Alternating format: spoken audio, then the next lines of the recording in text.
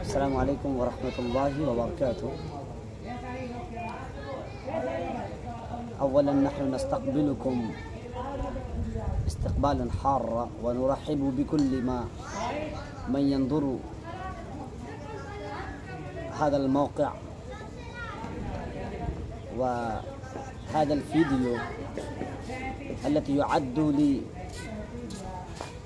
للغة العربية. أيها الناظرون، نحن قد عقدنا هذه الجلسة جلسة وجيزة للمحاورة عن اللغة العربية وعن أسلوبها وعن تعلمها. وهناك أصحابي الآخرون الذين يريدون أن يقدموا أمامي أسئلة عديدة، فإنني ألتمس من الأخ محمد نوشاد أن يقدم كل ما لديه من أسئلة عن اللغة العربية.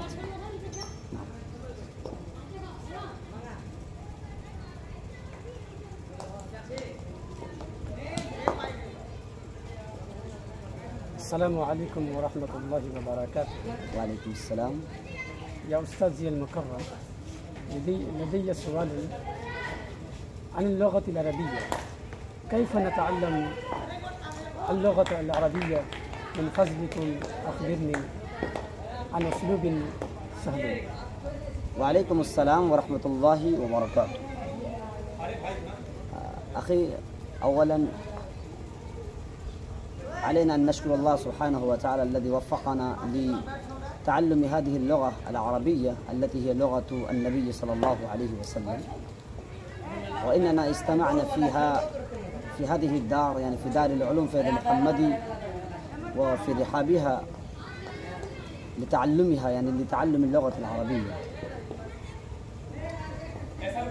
فإنني أستقبلك أيضا في رحاب هذه الدار وفي مأدبة القرآن الكريم والأحاديث النبوية. وهذا من فضل الله سبحانه وتعالى الذي وفقكم للمبادرة إلى تعلم هذه اللغة. ولعلك في صدرك كثير من الأسئلة عن هذه اللغة، لأنك قد شاهدت كثيرا من الطلاب الذين لا يستطيعون هذه اللغة بدون أي تعصب. فدع يا أخي محمد نوشاد الطلاب الآخرين، فهناك سؤال الذي قد قدمت أمامي وطرحته: كيف نتعلم اللغة العربية؟ نعم. أولا عليك أن تركز عنايتك وذهنك وتعطف أنظارك إلى هذه الجهة المهمة، أن اللغة العربية هي أهم اللغات، والذي يحب هذه اللغة العربية فالله سبحانه وتعالى يزيده علما وبركة وقوة وذهنا وفهما بيحب هذه اللغة العربية. لأن النبي صلى الله عليه وسلم كان يتعلم هذه اللغة، كان يتكلم وينطق بهذه اللغة العربية. ولا شك الرجل الذي ينطق بهذه اللغة، يعني باللغة النبوية، فالنبي صلى الله عليه وسلم يحبه، فالله سبحانه وتعالى يحبه. نعم. فأولا علينا أن نركز في أذهاننا أن اللغة العربية هي أهم اللغات، هي أهم اللغات لذة ونطقا وفهما في سائر العالم كله. فإنني أستقبل في رحاب هذه الدار، الله سبحانه وتعالى أطاحكم هذه الفرصة لتعلمها. ولكن كيف نتعلم هذه اللغة؟ الطريق الأول أن نستلزم بتلاوة القرآن الكريم ونعود أنفسنا على تلاوة القرآن الكريم وعلى ممارسة الأحاديث النبوية التي ندرسها في أثناء الدروس كل يوم في هذه الدار.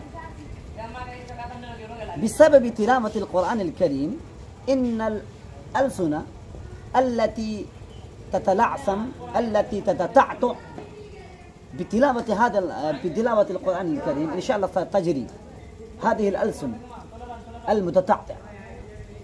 فأولا أن نواظب أن نحافظ على تلاوة القرآن الكريم. فبتلاوة القرآن الكريم المستمرة الله سبحانه وتعالى يجري ألسنتنا على التكلم هذه اللغة العربية إن شاء الله.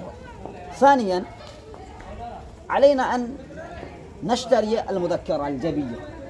نعم لديك موجود هناك مذكر جبية. نعم هذا مذكرة جبية، وتستخرج الألفاظ من الكتب الأدبية، من الكتاب القراءة الراشدة الأول والثاني والثالث، وهناك كتاب أيضا قصص النبيين الأول والثاني والثالث الرابع والخامس، وكذلك الكتاب المنثورات من للشيخ سيد محمد رابع الحسن الندوي حفظه الله ورعاه، وكذلك الكتاب مختارات من أدب العرب الذي صنفه الشيخ أبو الحسن علي الحسن الندوي رحمة الله عليه، وكذلك الكتاب الآخر يعني الجزء الثاني لهذا الكتاب يعني مختارات من أدب العرب الذي تقرآنه. نعم يعني في هذه السنة في السنة الثانية من العالية. نعم عليك أن تطالع هذه الكتب الأدبية التي صنفها سماحة الشيخ أبو الحسن علي الحسن الندوي، وقررها أهل المدارس الإسلامية العربية في مقرراتهم. عليك أن تطالع من البداية للنهاية وتستخرج الألفاظ المستغربة، الألفاظ الجديدة والمصطلحات الجديدة في مذكرات الجبية. نعم ثم تحفظها وتستحضرها وتستعملها في كل وقت، في الغرفة وخارج الغرفة، في الميدان وخارج الميدان. نعم أثناء أكل الطعام وخارج أكل الطعام، يعني في كل وقت. حتى قيل حينما تريد أن تبول فبل بلغة عربية، حينما تريد أن تبرز فعليك أن تخرج بلغة عربية. يعني وبالجملة عليك أن تجعل كل الجو، عليك أن تجعل كل البيئة بيئة عربية، بيئة لغة جوا عربيا، حتى يظن كل من يراكم أنكم من العرب. نعم فعليكم أن تجعلوا بيئة الغرفة التي تسكنون فيها نعم بيئة عربية، حتى تعود كل طالب يسكن في تلك الغرفة على هذه اللغة. نعم هذا يعني هذا طريق ثاني. نعم الأول تلاوة القرآن الكريم والأحاديث النبوية، والطريقة الثانية يعني استخراج الألفاظ المستغربة والجديدة والمصطلحات الجديدة وكتابتها في المذكرات الجبية، ثم حفظها واستحضارها واستعمالها في كل وقت إن شاء الله. ثم لديك نعم ما شاء الله. السلام عليكم ورحمة الله. وعليكم السلام ورحمة الله. يا أستاذي المكرم، نعم لماذا لا يستطيع طلاب المدرسة العربية أن يتكلموا هذه اللغة بدون أي تلعثم؟ نعم طيب هذا سؤال مهم.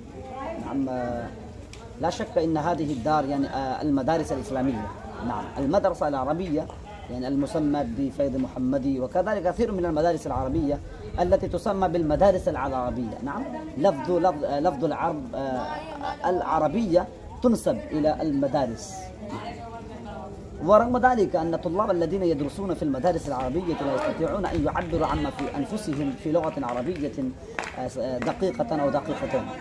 نعم وإنهم يقضون أكثر من 10 سنوات، أكثر من 10 سنوات أو أكثر 14 من سنوات. نعم في رحاب وفي جو وفي فضاء المدارس العربية. نعم أولا إنهم يدرسون في فرع لندوة العلماء، ثم يدخلون ويلتحقون بالندوة العلماء، ثم هناك يقضون 3 سنوات. رغم ذلك إنهم لا يستطيعون. لماذا؟ نعم هناك سبب واحد، أنهم قد تجردوا عن حب اللغة العربية، قد تجردوا عن حب اللغة العربية. يعني إنهم يعلمون أن اللغة الإنجليزية، أن اللغة الفارسية، أن اللغة الفرنسية، أن اللغة الأخرى إنها تغني ذلك الرجل، إنها تغني وإنها تفيد فقط ذلك المتكلم، ذلك الناطق. وأما هذه اللغة يعني اللغة العربية فهي لغة مسكينة، لغة غريبة، لغة ليست لها أهمية. يعني إن هذا الطالب الذي لا يستطيع بعدما يقضي كثيرا من السنوات في فضاء المدارس العربية، رغم ذلك إنه لا يتكلم على نطق هذه اللغة بأي تلعثم. سبب ذلك يعني أنه قد تجرد قلبه عن حب هذه اللغة، يعني لغة عربية فإنه قد ظن أن اللغة العربية لا تفيدها أي فائدة. نعم. رغم ذلك إن اللغة العربية تقول عن نفسها: أنا البحر في أحشائه الدر كامن، فهل سألوا الغواص عن صدفاتي. نعم. فيا ضيحكم أبلى وطبلى محاصني، ومنكم وإن عز الدواء أساتي.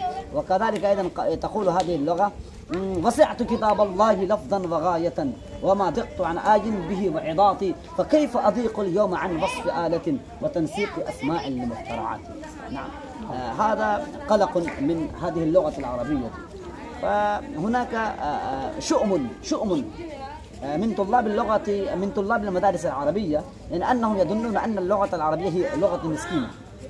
ولكن إنني أقول بكل صراحة أن اللغة العربية هي لغة أغنى من كل اللغات، هي لغة غنية، هي لغة معمورة بكثير من الألفاظ التي لا توجد في لغات أخرى. مثلا إن اللغة العربية تستعمل لكل مخاطب لفظا مختلفا. مثلا هناك رجل واحد فإنك تقول مخاطبا أنت، هناك رجلان اثنان فإنك تخاطب هذين الرجلين بأنتما، هناك رجال مختلفون أكثر من اثنين فإنك تخاطب هؤلاء أنتم. نعم. فهناك واحد، فهناك أنت، أنتما، أنتم. وأما اللغة الإنجليزية هناك لفظ يو. نعم. لفظ يو يستعمل للواحد وللثاني، للاثنين وللثلاثة، ولكثير من الطلاب ولكثير من الرجال، فقط هناك لفظ واحد. فثبت أن اللغة العربية هي أهم اللغات، أن اللغة العربية هي أغنى اللغات، هي غنية، هي معمورة. نعم. فعلينا أن نركز أنفسنا وأن أذهاننا على أن اللغة العربية هي أهم اللغات.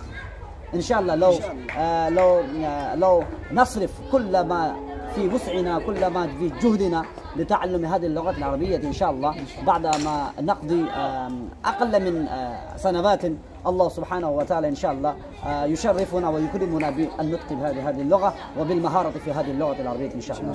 جزاكم الله أحسن الجزاء، وجزاكم الله أيها الناظرون وأيها السامعون. الله سبحانه وتعالى يجزلكم جزيلا كثيرا، ويتحف هؤلاء الطلاب بكثير من الحسنات، والله سبحانه وتعالى يتقبل مساعي هؤلاء الطلاب الذين قد عقدوا هذه الجلسة للتكلم والمحاورة اللغة العربية. جزاكم الله أحسن الجزاء.